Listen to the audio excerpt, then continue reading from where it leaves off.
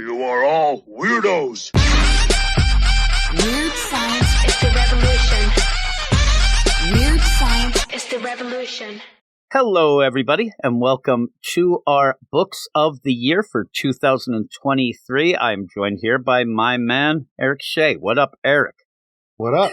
What up? It's one of those things. Oh, that's what I do with everybody else, and it feels weird because you haven't really done many of the videos with me, but this is the kind of the inaugural deal of saying that you're going to be joining me and doing some videos of yourself on the YouTube channel, so it's pretty cool. But we figured we haven't done a year in review or best of the year in quite some time. Somebody actually asked me when we were going to do it, and I actually told them, I feel bad. I said, we don't really do those. No. But we figured, well, we'll do it. And I think that what I'd say is maybe we saw the other lists going around like, yeah, I don't know about these lists. There's some sus things going on. Once you put Hawk Girl and Fire and Ice as the top 5 books of the year, I'm like, no, you can't have that in a list because that's saying that 2023 was a very, very bad year for comics. And it might have been kind of sketchy, but not that sketchy. I saw one list where they put Spider-Boy on the list. And while you haven't read that, and not even saying it's bad, the second issue just came out like last week.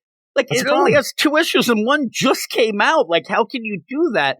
Very odd, very odd. But here we are for our picks of the year. I almost said the week.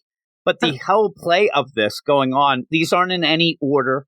And because me and Eric do a lot of DC stuff, we end up being a little more skewed towards DC. But this past year, mainly because of the YouTube channel, I ended up doing more indie stuff and especially Marvel, that we kicked off our Marvel podcast once again. So I will add in some things there that Eric may not have read. One thing I think he should, and I think he'd love it, but we're going to start off this list with what, Eric? We're going to start off the list with Stargirl, The Lost Children, because when I think of 2023, I think of the little subgenre that DC put out there that Jeff Johns started with the idea of the new Golden Age, reintroducing all the new Golden Age characters in new and different ways and trying to make them work in the regular continuity. And Stargirl, The Lost Children was the first to really get that going with the idea of the 13 missing characters from the Golden Age and all this other time manipulation where children were taken from the Golden Age eras being sidekicks and whatnot and bringing them back in. So when you have that, you have Stargirl, The Lost Children. I think it was a really good pick to reintroduce not only like these characters that have never been like in main continuity to a degree, because some of them are old characters, some of them are new characters,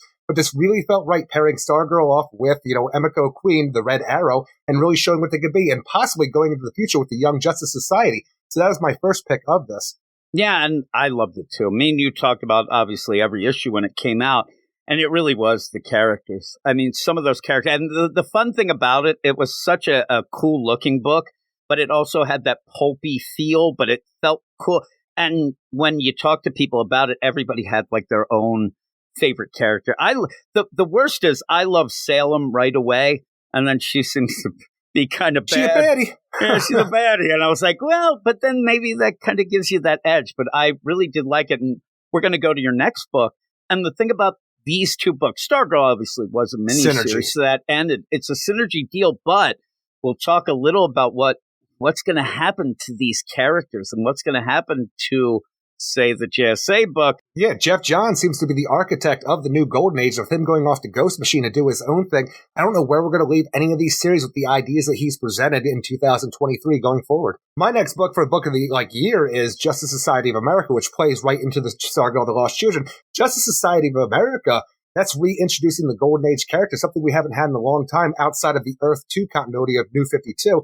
But bringing them back in after Doomsday Clock, I really want to see how this works. Even the idea of, playing with time, with bringing Helena Wayne back from the future and making her a part of the current continuity as the Huntress, that's some really cool stuff. But the delays have killed this book for a lot of people, including me at times, because this should have synergized with Stargirl, The Lost Children a lot better than it has, but it's still keeping my interest with everything it's doing with all of these classic Golden Age characters and what it wants to do with introducing new aspects that we never knew about them in the previous time.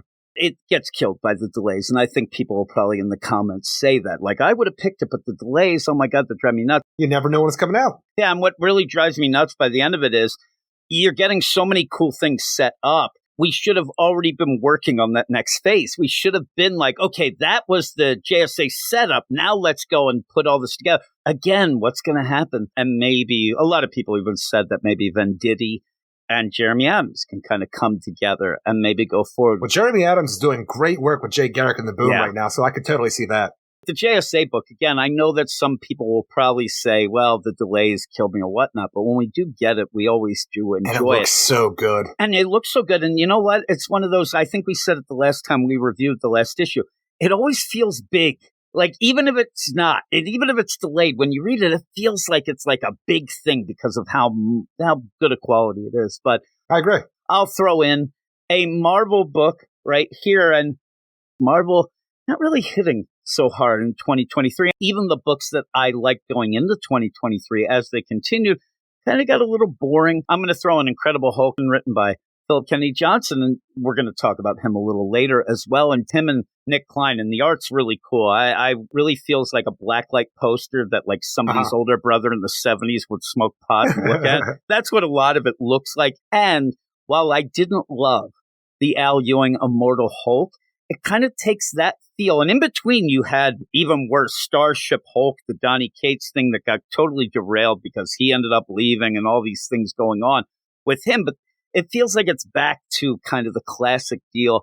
You have Hulk, going around, has this little sidekick, Charlie. This girl who's had some bad times. And the whole play is the mother of monsters is trying to get the Hulk for her nefarious means. In the meantime, is making all these monsters around the Marvel universe kind of, step it up, get control to go and attack the Hulk. So it is pretty cool. You talk about the idea of the midness of Marvel in 2023. And even back when I was reading years ago when we started the Marvel podcast, and just things I've heard from you and other people, it really just seems like Marvel has tried to reinvent every character so hard they've reinvented them into the ground. Every character, every team, every aspect of them, to try to reinvent them for a new era. And then reinvent them. Exactly. And they barely recognize the characters that actually people love. So I think they're just in a weird transitional period where they just have to get back to basics at this point in my mind. And when they're doing that, that's why the books that are hitting, and I know that some people will put Moon Knight on the list, Jed MacKay's Moon Knight, those two characters seem like they're where they should be. Like the idea that those are some of the books that people are like, oh my God, I love those.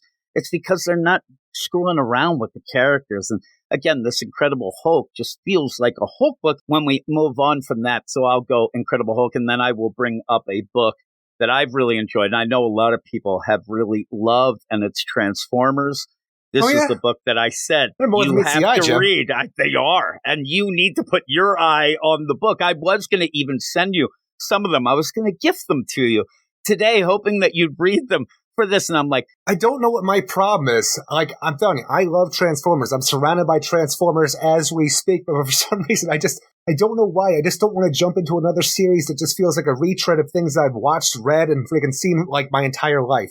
You have that, but it has this spark to it, and it's starting up the Energon Universe connected with the G.I. Joe stuff. And that's what's cool about it, is that combined universe. For me, not being a huge Transformers fan, I don't know a ton. Like, if you showed me Transformers and then showed me GoBots, I just think they're buddies, Eric. They're just hanging out together. I wouldn't know the difference, Hasbro right? owns GoBots, so they should be a part of the same universe in my mind now. When I read it, I really like this, and I'm learning more about the Transformers and the characters, but also having the story set with the humans in there as well. That's pretty engaging. The art looks great. It's just fun. And most people who have jumped I should get on that trolley. Yeah, I think you should. And it's starting up the new thing. So if this is the best time, I mean, you just start it up. I'm really enjoying it. I'm really, really enjoying it. And I know that a lot of people in the Slack, they talk about it all the time. I mean, Ruben loves it. Zach loves it. They're all talking about it all the time. So I think you should get involved, Eric, and maybe we'll even review an issue or two. We'll see. I don't need you to make fun of Transformers to be in a review. If people don't know, I love to make up my ideas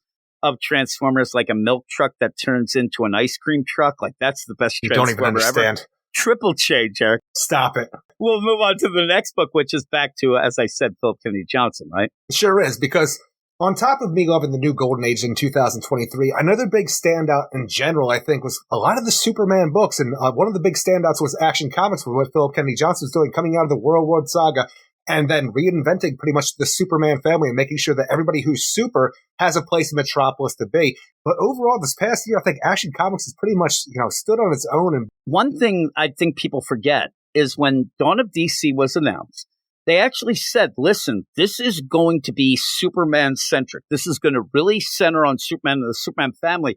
they didn't lie. I mean, they lie a lot. They lie out their teeth half the time.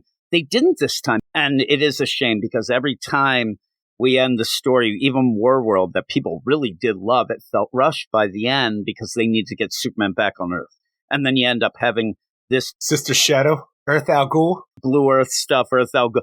It ended up feeling rushed by the end because Jason Aaron showed up, and it just feels wrong. Really? We're getting rid of that story for a Bizarro story? It feels like it's even more of a dig. That's like the salt in the wound. I just really hope that Jason Aaron continues the Superman family aspect of it, because that was one of the cool aspects of Action Comic this year alone was, on top of having the family all together for a main Action Comic story, you'd also have them individuals featured in 2 backup stories. So you've got pretty much everything you wanted, no matter what kind of Superman fan you are. What is your next book or our next book, Eric? Our next book is World's Finest Batman Superman, and such a fun title because while I might have a problem personally with the way the continuity is played, and no matter what Mark Waid tells me, it's never going to be fixed by his ideas of how he thinks it's supposed to work, because it never will. But whether you're an old school fan of DC Comics or a new school fan, I think that this out-of-time Batman-Superman story is doing enough fun stuff and serious stuff at the same time to really grab you and say, you know what, this book matters even though it's not in current continuity. The book also looks great. I mean, Dan Mora's art is incredible. Everything looks great, and it really does up the ante with that book. And it's that weird thing where we were talking about what books are important. And at first I thought The World's Finest, it's not that important. It's in the past. We're kind of doing this weird little continuity. It's in the past, but it started off the continuity for the big, Devil Nezha story that we had in Robin and Batman and stuff like that. Whether you liked it or not, I'm saying it was there to be that bridge of continuity and make it work for something from the past to the future. And not only that, but to make it even bigger, we're going back and revisiting Kingdom Come and showing aspects to characters and environments that we never got to see previously to a very beloved story. And it's one of those consistent books that it's usually, it's good. Every issue, it's good in some sort of way, even if it is goofy at one point, but it always is a solid book, which the next one is as well, which kind of shocks me because we don't love Joshua Williamson, right? Well, it's such a weird thing because I really never expected this to be on my list, but the last on my list here is Superman by Joshua Williamson, because it's a weird book because of what it's doing with the ideas of the villains. These aren't Superman villains that we're dealing with. These are Lex Luthor villains, and with that, we have a new type of thing where for the first bunch of issues, they're doing wacky stuff with kryptonite, like they're trying to reinvent Smallville back in 2000, introduce this element of kryptonite to somebody and see what happens. Parasite this, Silver Banshee that. It's a little much there, but changing the idea of where you have Superman, okay? This is his own title, reinstarting everything. He is given LexCorp, and now it's SuperCorp. He's working with Mercy Graves, he pretty much has Wayne Enterprises now. He has an unlimited budget to do any kind of super science that he needs to do, and Lex Luthor is being a pseudo-good guy, being in his ear through a comm while he's in prison trying to rehabilitate himself. It's a very cool aspect that I love to see done when you can have Superman and Lex Luthor work together. And it's doing some interesting things outside of Marilyn Moonlight right now. But besides that, that could still be good. But right now, it's just an interesting take on Superman that you don't really get to see. And I think even with the parts that don't hit as well, the parts that really are hitting actually make Superman stand out more than any other hero, as it seems like in 2023, between Action Comics, this new Superman run, and even World's Finest Batman Superman. World's Finest. And I agree. And it's funny, because it's on our best of 2023 list, and I think it could get a lot better. I agree. And even the idea where you introduce that Jimmy Olsen is in a relationship with Silver Banshee, I'm like, I do need to see more of that for some reason. And digging Lois running the Daily Planet. It's just like you had Mercy Graves be Lex Luthor's right-hand woman for all of those years, and essentially now she's Superman's right-hand woman. It's kind of fun. When you have a threat pop up, she becomes a cybernetic Voldarian DNA where all of a sudden she gets gun arms. Yeah, she has gun arms. And anytime anything like that happens, too, all of a sudden, Lois Lane becomes Rambo, my last and our last book of the deal. It's actually an event, and it's the Mark Millar book, Big Game. And you didn't read this, and it was something where I have a Mark Millar reading club, a Millarverse, Millar World deal on our Patreon. And so I was just getting into the Mark Millar stuff. And I had also read, say, like a Magic Order and some side things. But this book, The Big Game, the event, ties in all of his books, mostly all of the books, including Kick-Ass, a lot of things that people would recognize, and then does a event that actually has stakes. It actually has some clever twists, Eric. People are dying, but then you see a twist, and you have just craziness going on. But it was one of those things that I think it proved there can be events that really hit. No tie-ins, just a main book, and it was big and it was fun. I know not everybody loved it, obviously, but I had a load of fun with it, and it did the thing where I know that it was good because by the end, I did want to go back and read all the books that ended up coming up in it. And then that's a great feeling to have. Yeah, and that's what I love. And we talk about it at times. It's few and far between. And I really like that. And it then sets up the upcoming universe going forward. Things change a lot. You get a lot of things going forward. And then you go off and it meant something and you go off to end up starting things up again. And it was big and it looked great. Pepe Larraz on art. It looked fantastic. And when each issue came out, you know, even with us in the Slack or me on Twitter talking to people, it became like that book where everybody's like, oh my God, did you read it yet? I have people who are messaging me constantly about, did you read it? Because they just wanted to say, oh my God, what did you think when that happened? I got to talk to somebody about this. Hit Girl was doing that. And again, you don't get books like that. And it's a shame. I think that Big Game was one of those. And most people that I talked to had that same deal. Oh my God, I got to go. Even if it was like, I got to reread Kick-Ass or I got to read Hit Girl. Things like Empress that I've never even heard of. Actually, I'm like, I got to see what that's all about. That looks really, really cool. And you had a lot of cool moments and a lot of crazy twists that I think, and was also playing. Nice.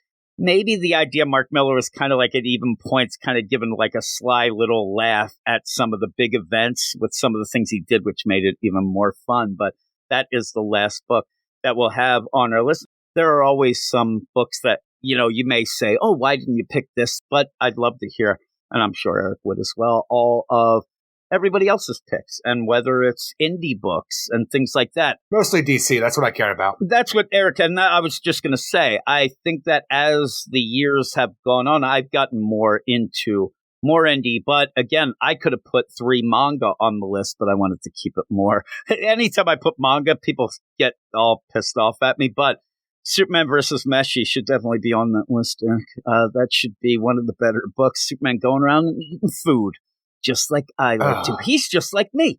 He eats food. Yeah, you would have hated it. You told me ahead of time that you also had another honorable mention with, what was that? Oh, yeah. Peacemaker Tries Hard. That's right. That deserves to be on people's list Weird as well. Sleeper that people have really just loved. It's one of the funniest books I've ever read. Screw it. It's not even honorable mention. I'm throwing it on there last second. On. Kyle Stark's Peacemaker Tries Hard. It's so great. It throws in so many obscure characters, but unlike, say, a Fire and Ice, it actually throws them in with a lot of feels and care. And it's one of those books that you realize, like, it's so funny. Oh, my God, all these jokes. But then at the end, something happened. You realize, like, oh, shit, I really care about these characters, too. It like, was I was silly, just laughing. but it had was silly. substance. Yeah, and that's what it was. You end up having some crazy character, and it is over the top. I will tell you, don't let your kids read that one. There are mentions that made me blush, but I'm a prude. It really plays off the continuity and the deal from the TV show, which I like. So make sure you go out there and read Peacemaker and clutch your pearls, just like Jimmy here. Yes, just like me, and go, oh my, like that's me. Oh gosh, I have a fan. I'm fanning myself. Oh my goodness. But that's there. I'm drinking mint juleps. Oh my, what is going on here? But those are our picks of the year. Again, this was kind of impromptu that we decided to do it. So I hope everybody enjoyed it. And as I said at the beginning, when I said, what up, Eric? It's so weird. I'm so used to doing that, man. Anytime. I never want to hear it again. You know what it is? It's the intro that me and you never use as an intro. But because I use that here on you, I'm just so used to it. And it just was, I even realized as I was saying it, it sounded weird. What up, Eric? Oh, my. Give me a salad, my man. But Eric's going to be joining me and doing some individual stuff. So we're going to expand some stuff on the YouTubes. You know, just we're rocking it like it's 2016, Eric. We're going to get to that time eventually. By the time we get to 2030, we'll be like, man, we really like this. And everybody will be gone to like some other crazy thing. The future tube, they'll call it. The robot tube. I don't know. The robot tube. What happens if suddenly like 2030 comes and it is called the robot tube? You're like, that guy was on it. He's like the Simpsons, he is. Well, like in 2030, if they have a robot tube, I am not subscribing to it. You're not going to be on the robot That's tube? how they get you. You know, the robots. But do you have a soul? That's the question. Oh, my goodness. Not on the dance floor. It. Yeah, I don't either. You do when you have the gigs of the karaoke, though. You're pretty good at that. That's choreographed. That is that. So thanks, everybody. We're going to, like I said, we're going to continue doing more and more on YouTube. So I hope that everybody enjoys. Please subscribe if you haven't. Give us in the comments. Tell us what you thought were your books of the year. Happy 2024. What up? And that is it. See you all later. You are all weirdos. Weird science is the revolution. Weird science is the revolution.